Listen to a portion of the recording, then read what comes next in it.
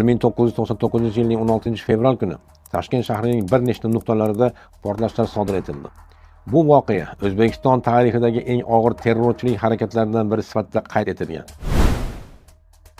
O'sha kuni Toshkentning turli nuqtalarida sodir etilgan portlashlar rasmiy talqinga ko'ra davlat tuzumiga qarshi terrorchilik xuruji sifatida baholangan bo'lsa-da, aslida bu voqea islom va musulmonlarga, ayniqsa islomiy uyg'onishga qarshi keng ko'lamli urush ochish uchun qulay bahona bo'ldi.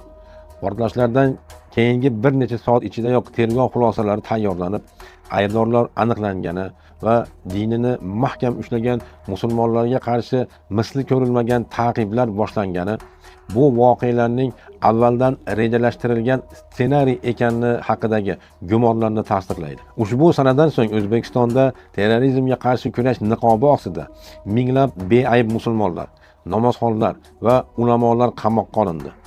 Eng og'ir qiynoqlarga duchor qilindi. Bu qatag'onlarning asosiy nishoni, yagona ayblari Robbim Alloh degan Hizbut Tahrir yigitlari edi. Mazkur hodisa natijasida islomiy tushunchalar jamiyatdan siqib chiqarila boshlandi.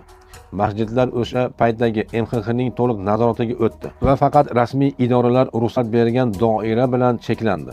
Aslida 16-fevral voqealari mustamlakachi tizimning mahalliy ijrochisi bo'lmish zolim Karimov rejimi uchun o'z hokimiyatini mustahkamlash va musulmonlarning siyosiy irodasini sindirish vositasi bo'lgan edi. Bugungi kunda ham ushbu sana eslanar ekan, uning ortida yotgan asl maqsad islom va uning ahkomlarini hayot maydonidan uzoqlashtirish hamda musulmonlarni qo'rquv iskanjasida tutish bo'lganini anglash muhimdir. Chunki oradan 27 yil o'tgan va hokimiyatda shaxslar almashgan bo'lsa-da, biroq terrorizm va ekstremizmga qarshi kurash niqobi ostidagi islomiy uyg'onishni bo'g'ish harakatlari haligacha davom etib kelmoqda.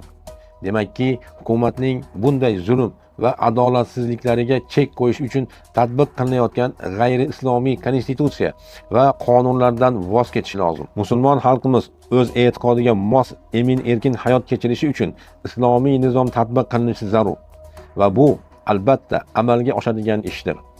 Alloh taolo aytadi: "Ular Allohning nurini og'izlari bilan o'chirmoqchi bo'lurlar. Alloh esa garchi kofirlar yoqtirilmasa-da, o'z nurini batamom har tarafga yoyuvchidir."